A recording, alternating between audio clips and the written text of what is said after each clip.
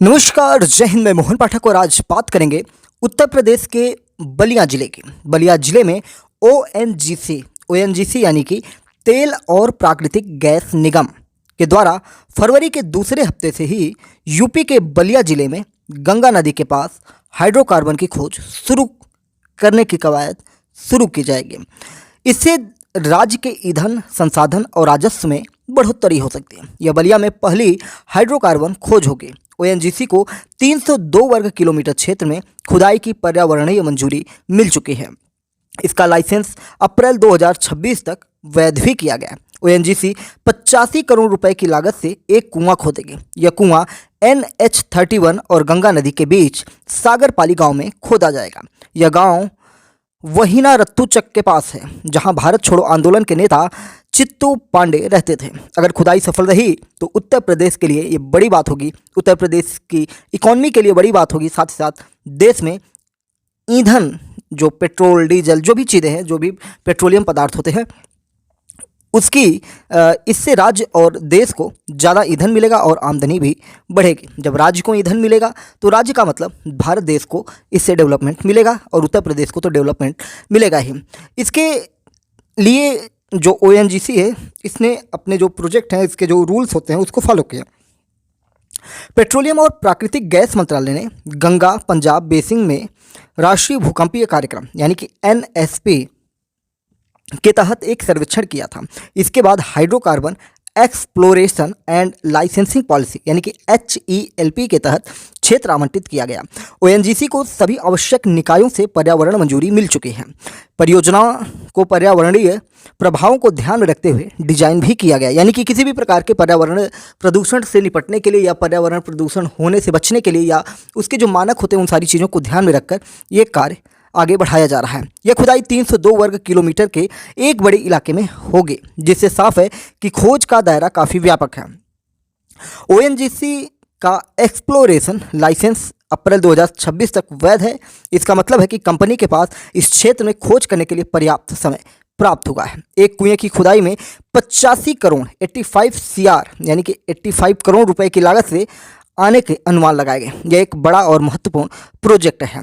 सागरपाली गांव जहां खुदाई होगी ऐतिहासिक महत्व रखता है। यह गांव स्वतंत्रता सेनानी चित्तू पांडे के घर के पास है और इससे इस परियोजना का महत्व और भी बढ़ जाता है।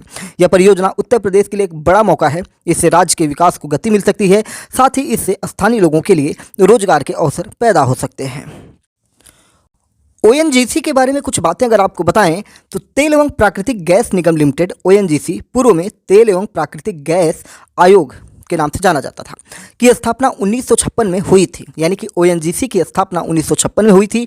वर्ष 1994 में तेल एवं प्राकृतिक गैस आयोग को निगम में परिवर्तित कर दिया गया तथा वर्ष 1997 में इसे भारत सरकार द्वारा 9 रत्नों में से एक के रूप में मान्यता दी गई। इसके बाद वर्ष 2010 में इसे महारत्न का दर्जा प्रदान किया गया। यह भारत की सबसे बड़ी कच्चा तेल और प्राकृतिक गैस कंपनी है, जो भारतीय घरेलू उत्पादन में लगभग 70% का योगदान देती है। गंगा बेसिन की अगर हम बात करें तो गंगा की मुख्य धारा, जिसे भागीरथी के नाम से जाना जाता है या भागीरथी कहा जाता है, गंगोत्री ग्लेशियर से मिलती है और उत्तराखंड के देवप्रयाग में अलकनंदा से मिलती है। यानी कि गंगा की मुख्य धारा जो होती है उसे भागीरथी के नाम से जानते हैं, जो गंगोत्री ग्लेशियर से मिलती है और उत्तराखंड के देवप्रयाग में अलकनंदा से मिल जाती है। तो ये आपको महत्वपूर्ण जो पॉइंट है, इसको ध्यान में रखना पड़ेगा। हरिद्वार में गंगा पहाड़ों से निकलकर मैदानों में आती है। गंगा में हिमालय से कई सहायक नदियां मिलती हैं, जिनमें से कुछ प्रमुख नदियों की बात करें जैसे यमुना, घाघरा, गंडक और कोसी नदी शामिल हैं। कुछ और महत्वपूर्ण बात करें तो भूवैज्ञानिक सर्वेक्षणों से क्षेत्र में पेट्रोलियम भंडार की जो संभावना है, उसके संकेत प्राप्त होते ही तेल एवं प्राकृतिक गैस निगम ने उत्तर प्रदेश के बलिया में ड्रिलिंग का कार्य शुरू कर दिया है। ओएनजीसी ने पिछले 3 वर्षों में उपग्रह भू रासायनिक गुरुत्वाकर्षण चुंबकीय और मैग्नेटो टेल्यूरिक यानी कि MT सर्वेक्षण किए, जिनसे तेल और प्राकृतिक गैस भंडार की संभावना की पुष्टि की गई। मैग्नेटो टेल्यूरिक MT यह एक भौतिकीय विधि है जो भूमिगत विद्युत प्रतिरोधकता का अध्ययन करने के लिए पृथ्वी के चुंबकीय और विद्युत क्षेत्र में प्राकृतिक परिवर्तनों का उपयोग करती है। ड्रिलिंग कार्य की बात करें तो हमने अभी आपको करोड़ों में जो लागत बताई है, तो इस परियोजना में ग्राम सभा वैना यानी कि रत्तूचक में सागरपाली गांव के निकट एक स्थल पर 3001 मीटर तक ड्रिलिंग होगी। भूमि एवं बुनियादी ढांचा की अगर बात करें तो 8 एकड़ भूमि पट्टे पर ली गई है। यदि पेट्रोलियम भंडार की पुष्टि हो जाती है तो यह परियोजना ऊर्जा क्षेत्र में महत्वपूर्ण योगदान दे सकती है, स्थानीय रोजगार को बढ़ावा देगी और पूर्वी उत्तर प्रदेश की अर्थव्यवस्था में परिवर्तन ला सकती है।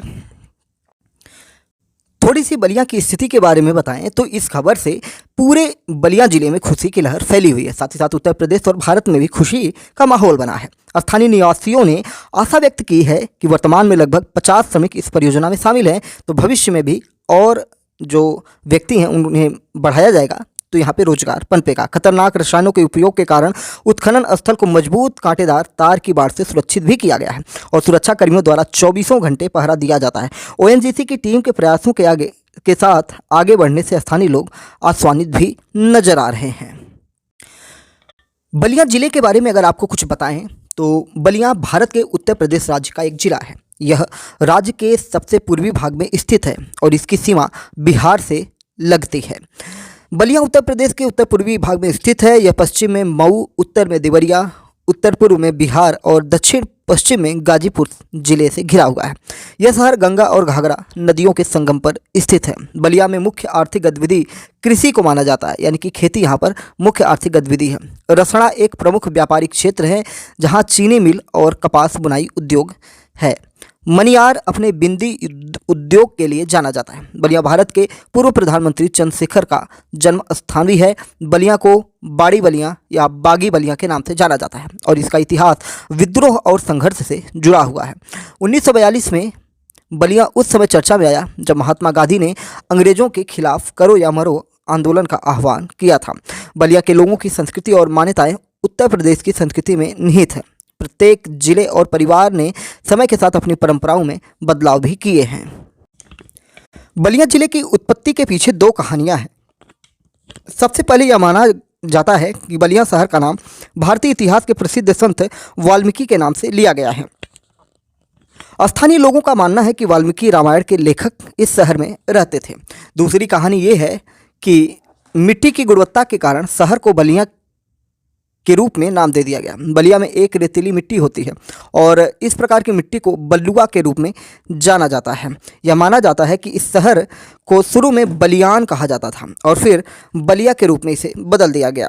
बलिया के मौसम की अगर बात करें तो मार्च से जून तक गर्मियों के महीने के दौरान बहुत गर्म जलवायु का अनुभव होता है। तापमान दिन के समय 45 डिग्री के बराबर होता है। हालांकि यहाँ ठंडा, शांत और सुखद दिन के दौरान तापमान 17 डिग्री तक गिरता है। इसीलिए अगर आप बलिया की यात्रा की योजना बना रहे हैं तो आपको अक्टूबर से फरवरी महीनों में जाना चाहिए। बलिया की स्थानीय भाषा हिंदी है। हालांकि आपको भोजपुरी के स्पर्श के साथ हिंदी में बात करते लोग यहाँ पे मिल जाएंगे। बलिया के लोग विभिन्न भारतीय त्योहारों का जश्न मनाते हैं। हालांकि यहाँ स्थानीय लोगों के लिए सबसे बड़े महत्वपूर्ण त्यौहार में अगर हम पढ़ें तो चतुर पूजा, गढ़ उत्सव और छठ पूजा सम्मिलित है। बलिया में प्रसिद्ध जगहों की बात करें तो एक है सुरहा ताल पक्षी अभ्यारण्य, हनुमान मंदिर, चित्रगुप्त मंदिर, भृगु आश्रम और अन्य मंदिर शामिल हैं। यहाँ आप सड़क मार्ग, रेल मार्ग और वायु मार्ग से पहुँच सकते हैं। अगर यहाँ के कुछ लोकप्रिय व्यक्तियों के बारे में जानना चाहे तो कई प्रसिद्ध व्यक्ति हैं जो बलिया जिले में पैदा हुए हैं।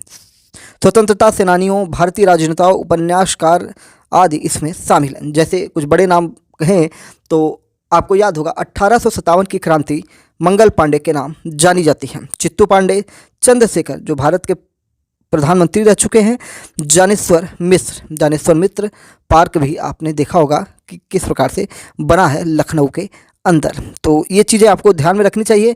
उम्मीद है कि आपको पता चल चुका होगा कि बलिया कहाँ है और बलिया आजमगढ़, वाराणसी, जौनपुर, गाजीपुर, बिहार इन सब के आसपास में आपको मिल जाता है। कौन? बलिया जिला, बागी बलिया। एमपीएस हिंदी पर नए तो चैनल को सब्सक्राइब करके daily current affairs, news analysis के लिए हमारे साथ जुड़ सकते हैं। अपने दोस्तों में भी इस वीडियो को शेयर करके उनके ज्ञान को बढ़ा सकते हैं। जय नमस्कार, भारत माता की जय।